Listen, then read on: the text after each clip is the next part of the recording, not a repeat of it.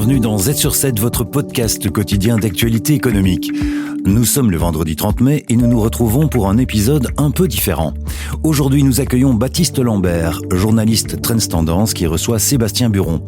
Il révèle une étude de la KU Leuven et BNP Paribas Fortis sur l'importance des entreprises familiales en Belgique, leurs difficultés et leurs défis. Alors on sait que la Belgique, les PME sont vraiment le poumon de l'économie belge, mais votre dossier avance des chiffres plus précis sur ce type d'entreprise familiale. Faible productivité, lourdes charges administratives et manque d'accompagnement en gestion. Beaucoup d'entreprises familiales sont dirigées par des baby-boomers proches de la retraite, souvent seuls à la barre, ce qui pose problème pour la transmission. Découvrez en détail le contenu de l'étude. Z sur 7 à la une de Trends Tendance. Le magazine Trends Tendance mène l'enquête, un journaliste en dévoile les coulisses.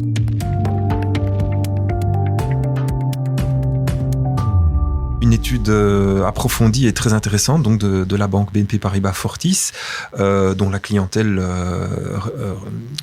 dans le segment des entreprises familiales est importante. Elle est quasiment à 25%, donc bien plus qu'au-delà de ses parts de marché naturel dans d'autres métiers.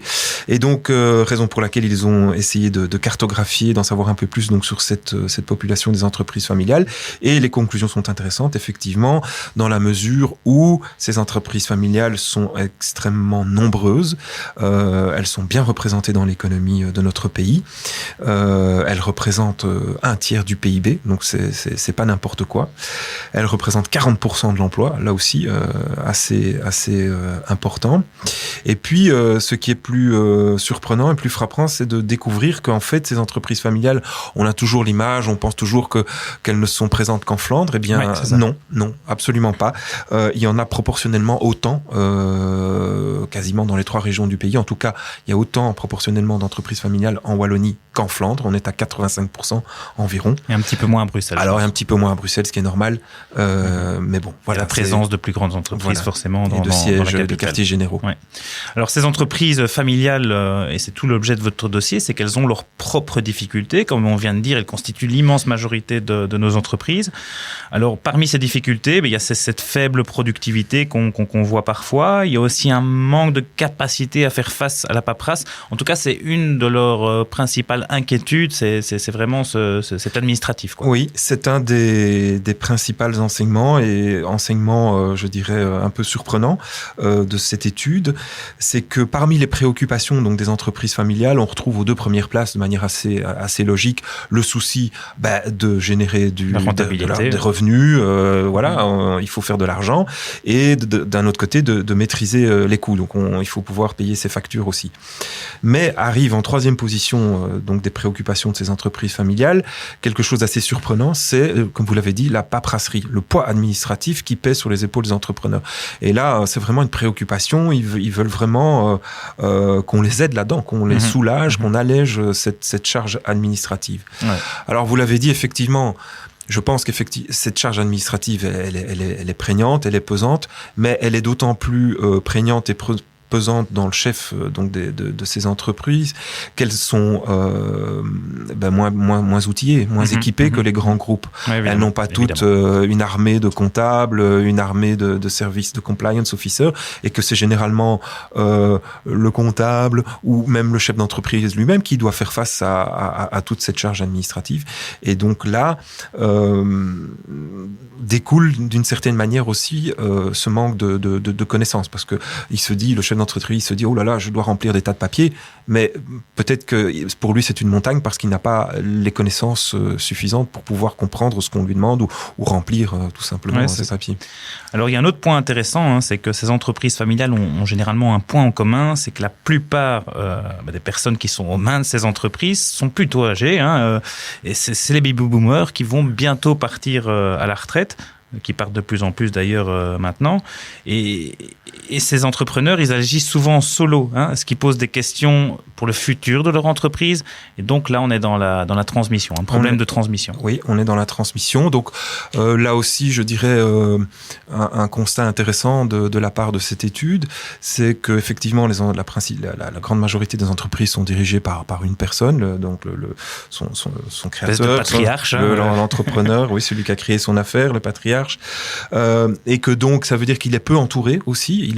Il s'entoure peu de compétences externes, donc parfois il est dans le nez dans le guidon, mais il n'a pas toujours conscience des défis qui l'entourent, des changements dans le monde externe, vis-à-vis de sa concurrence, etc. Donc il est seul, et il est seul aussi dans la préparation effectivement de la transmission de son entreprise. Donc c'est quelque chose qu'il oublie un petit peu. Donc il oublie non seulement de s'entourer de conseillers, de compétences dans son conseil d'administration, et il oublie aussi de préparer son avenir et de transmettre, de savoir comment il va transmettre et à qui il va transmettre son entreprise. Est-ce qu'il va la vendre? Est-ce qu'il va la transférer à la génération suivante? Comment? Tout ça n'est absolument pas fait pas partie des préoccupations et des priorités des chefs d'entreprise. On répète, c'est vraiment crucial, parce que 84% des entreprises sont des entreprises familiales. Donc là, vraiment, on est dans quelque chose de très, très important. Alors, une autre partie de votre dossier, c'est d'avoir interrogé un spécialiste, en fait, en transmission d'entreprise, qui a un certain nombre de conseils pour ces entreprises familiales et pour ceux que ça concerne. Alors oui, donc comme la transmission est un peu un problème auquel sont confrontés les entrepreneurs, BNP Paribas Fortis a créé une cellule spécialisée dans cette problématique au sein de la banque en 2017, avec donc des spécialistes de la transmission d'entreprise.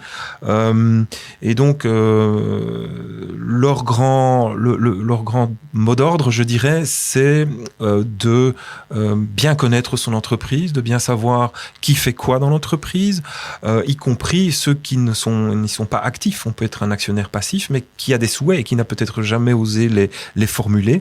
Donc le processus dans lequel veulent engager les entreprises, dans lequel BNP Paribas veut engager les entreprises, c'est donc effectivement dans tout ce trajet de coaching, de savoir qui elles sont, quels sont les souhaits de tous les membres de la famille, pour arriver, je dirais, à formaliser tout ça noir sur blanc, à dire qui fait quoi, qui a envie de faire quoi, qu'est-ce qui pourrait se passer en cas de tel et tel événement, un décès, bref. Et tout ça doit être, selon les experts les spécialistes et les conseillers de BNP Paribas Fortis, mis dans une sorte de charte familiale qui décrit bien une sorte de mode d'emploi, je dirais, de comment fonctionne l'entreprise et comment elle pourrait être transférée.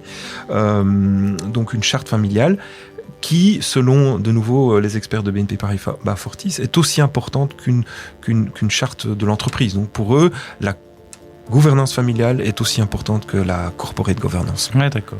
Je rappellerai juste qu'au niveau wallon, le Wallonie Entreprendre a lancé un TransmiScore, donc qui permet d'évaluer le score de transmission, on va dire, de son entreprise, et que c'est un outil intéressant pour ceux que ça intéresse.